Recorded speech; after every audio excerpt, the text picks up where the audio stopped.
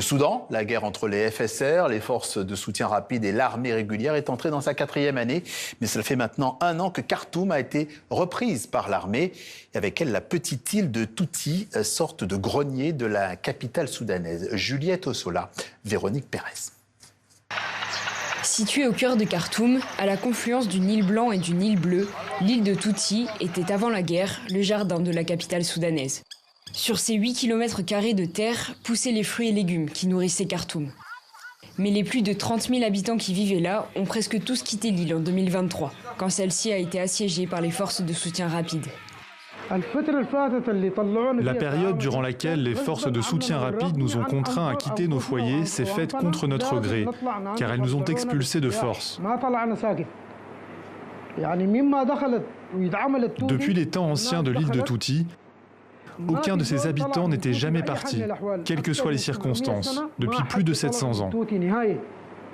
Ils ne sont partis que pendant cette période difficile, marquée par la présence des forces de soutien rapide.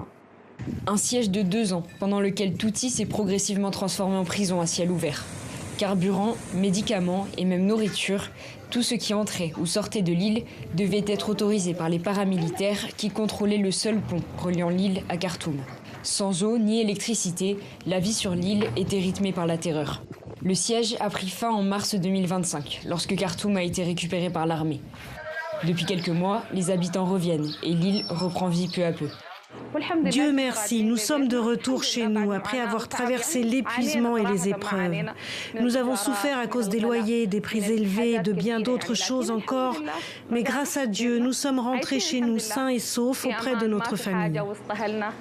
Alors, le départ des FSR de l'île de Touti est un soulagement pour ceux qui, au bout de 2 ans, rentrent enfin chez eux, mais aussi pour les quelques-uns qui avaient décidé de rester coûte que coûte. C'est mon village et je ne le quitterai pas.